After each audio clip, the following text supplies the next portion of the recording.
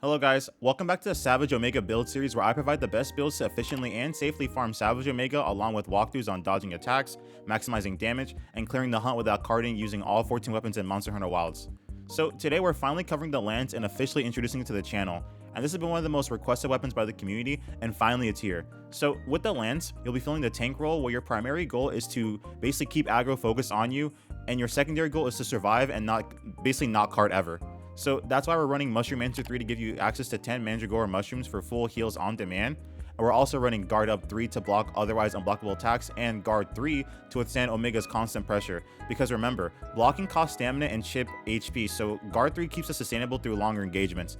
And even though you're not your team's main defense, you'll still need to output consistent damage offensively, so we're running Critical Boost 3, Weakness Expert level 5, Maximite 3, and Agitator level 2, alongside with Latent Power 3, which activates after taking 130 points of damage or after 2 minutes, granting you 30% affinity and reduced stamina consumption.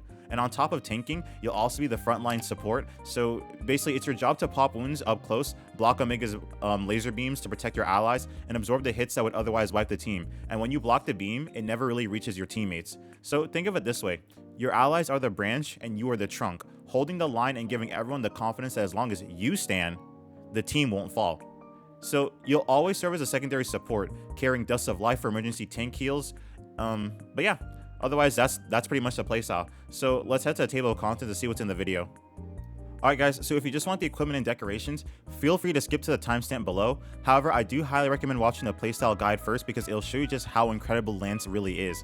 Lance is one of the most underrated weapons in Monster Hunter Wilds, but the Savage Omega fight highlights its true potential and the unique role it plays in a team.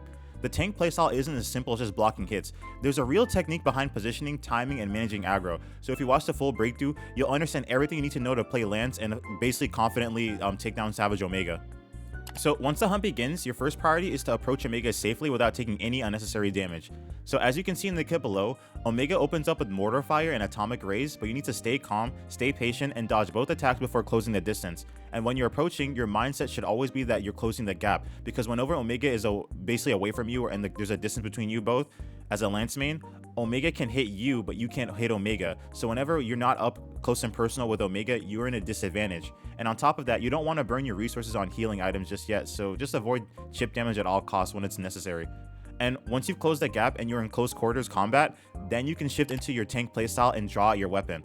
So the key really here is patience. You know, just don't run in and start the fight immediately. Like, make sure it's safe first. So whenever Omega uses his Layboard Wave Cannon, simply block it. This attack is devastating if it connects, but because we're running Guard 3 and Guard Up 3, we only take minimal chip damage to both our HP and stamina. So the key here is just staying disciplined. Don't overcommit or drop your guard too early. And remember that you're out of range of his attack, so your job isn't to be aggressive, it's to close the distance safely. Next, I want you to pay close attention to this clip below. It's quick, but right after Omega fires a Layboard Wave Cannon, he floats into the air and slams down into the ground, and we block this follow-up completely, but I'll replay this clip a few times because seeing this sequence over and over can help you learn the matchup faster and some nuances. Because if you notice how easy it is to take damage if you drop your guard for even a second, it's going to make you understand that you really don't want to get caught without your shield up, and most of the damage you'll take is just unnecessary. So always hold the line because again, you're the team's wall. If you die, there's no one to take aggro.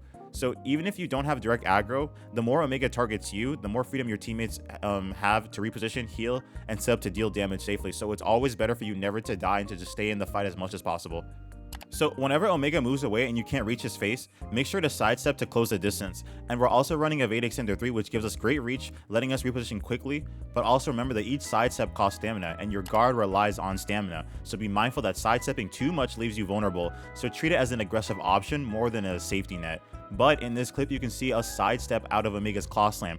It works, but requires sharp timing and instinct. Ideally, rely on blocks whenever possible. Blocks are guaranteed, sidesteps depend on reaction time. So just notice how we perform a high thrust, then dodge. Think of the Lance like boxing. You throw out a quick jab, then immediately return to defense. The rhythm here keeps you alive. So for Mortar Fire, the strategy is exactly the same. Approach slowly and block every shot. Just make sure you don't get caught by, because this attack is free damage for Omega if you rush in recklessly, because Omega uses a lot of zoning skills because he wants to force you to approach him and, just get hit in the process of trying to actually close the gap on him. But fortunately, Mortar Fire is easy to block or sidestep, whichever you prefer. But, let's look at the attacks that we dish out in return to this, right? So the move you're seeing here is Wide Sweep, which is an excellent combo piece. So instead of going High Thrust 1, High Thrust 2, go high thrust 1, wide sweep into high thrust 3 for maximum DPS. And notice the boxing rhythm here. Attack, then immediately raise your shield. This rhythm or jab and this rhythm of jab and guard is the absolute core of the lance. And hopefully it's just starting to see just how strong this weapon really is when played properly. And also, to break it down further, high thrust is a series of quick jabs and disjointed hitboxes used to chip away at Omega's HP. They're angled upwards, letting you consistently target Omega's face, which is exactly what we want to get the enmity or like aggression aggro. So at the end of the high thrust combo, if you continue to press circle, you'll perform a charge attack. Decent but not optimal damage. Instead, after high thrust 3, press triangle plus circle to perform triple thrust, your highest DPS move and the core of your offensive output. And this is your main goal during uptime. Always look for opportunities to land triple thrust safely. But when you're tanking, you can alternate between high thrust 1, guard, high thrust 2, guard, or high thrust into wide sweep guard. You know what I mean? Like, you can guard in between these attacks. All these attacks from high thrust 1 to high thrust 3, wide sweep, triple thrust have generous transitions into guard, letting you attack safely and stay protected. It's a simple playstyle, but when you pair it with good DPS skills, you'll see just how powerful the lance is against Savage Omega. The next move is Atomic Rays, which is honestly very easy to block. You don't want to get clipped by this attack, and he's going to do this move whenever you're far away from him or you're up close. If you're up close, just block. But also, during this attack, sometimes he has a wound on his face. So as a lance user, you're in prime position to basically block this attack and then break the wound, so you can not only probably topple him or interrupt his attack, but you also get a shield, which basically just lets you output consistent damage. So next, Omega has an attack called Lightning Bullets, which is basically just like a fast, long-range harassment tool meant to keep you at edge. And watch closely because he launches Mortar Fire first, then immediately fires up his Lightning Bolts. And the reason he does this is because Lightning Bullets is designed to catch you off guard while you're trying to close the distance. And remember, the first thing that we talked about in this build guide is that the first step is to approach Omega, and how you're supposed to approach Omega as safely as possible. So if you're trying to sidestep in and your shield isn't up because you're out of stamina, these bullets can catch you mid-movement, and put you in hit stun. And when you're in hit stun, you're left wide open for the mortar fire. So does that make sense? This attack is supposed to put you in hit stun so you can't block the other attacks that are following up. So once you understand Omega's psychology and how he chains attacks to punish your aggression, the fight becomes far less stressful because you stop reacting in panic and start reading his intentions before they even happen. So when Omega launches his rocket punches, make sure you use your throwing knives to pop them mid-air. These can be extremely dangerous if ignored, but you can destroy them easily before they reach your teammates. And interestingly enough, in this hunt, we have a bow player who's doing us a huge favor, shooting down the rocket punches before we even have to deal with them. This is a perfect example of team synergy. Everyone has a role, and every action contributes to the team's overall survival. So once you finally gain enmity, your main goal is to maintain it, and you do this by focusing on striking Omega's head using high thrust to keep aggro locked on you, while continuing to avoid unnecessary damage. So you want to prioritize popping wounds on the front of his body and face, because doing so can spawn his shield and even disrupt his attacks. And when you focus strike him in mid-animation, it can actually cancel some of his attacks, giving your team valuable breathing room. So this is where the lance really shines, because you're controlling Omega's behavior up front and keeping your ally safe through precision and pressure. So whenever you take direct unshielded damage like in the clip below, immediately mount your Sacred and consume the Mandragora mushrooms to heal up quickly and get back into the fight. This allows you to self-sustain while maintaining aggro control, because the faster that you can recover, the sooner you can get back into your position holding Omega's focus. So now let's break down why we took this hit in the clip, right? So if you slow down the clip, you'll see that after high thrust 1, I should have guarded immediately, but I went straight into high thrust 2 instead of raising my shield. That single overcommitment cost me a hit, and moments like this will eventually cause a cart if you don't, correct them. Always remember, patience over greed, because one safe block is worth more than any risky attack. And just you don't have to be jumpy. Like with this build, we're running guard 3 and guard up, and we're still doing a lot of damage. There is no attack that Omega can throw at you that is going to break through your shield except MRV missiles and the mustard bomb. Just 2 attacks. Besides that, if your shield is up, you are safe. Alright, and speaking of, let's actually talk about Mustard Bomb. Listen carefully. If you are the target of this attack, never, ever block it. Instead, sheath your weapon and outrun it, or call your Sacred to basically pick you up and move you to safety. Because during the targeting phase, Omega won't launch any other attack at you or your teammates, which means this is a perfect window for your allies to get free DPS. But just make sure you dodge this properly, because you'll see in the clip below, even if you block the mustard bomb, it leaves behind an AoE flame that can easily kill you through the chip damage. So again, never block mustard bomb. Outrun it, survive it, and let your teammates capitalize on that safe window. And never ever block MRV missiles. Alright, so one of your main responsibilities as a tank is to block Omega's laser beam attack. So when you do this correctly, it actually creates a damage window for your allies where they can attack freely while you absorb the blast. And remember that the blast is a projectile, so it doesn't pass through you, meaning no one behind you takes any damage. This is where what makes the lance so valuable, because you not just defend yourself, you also shield the entire team.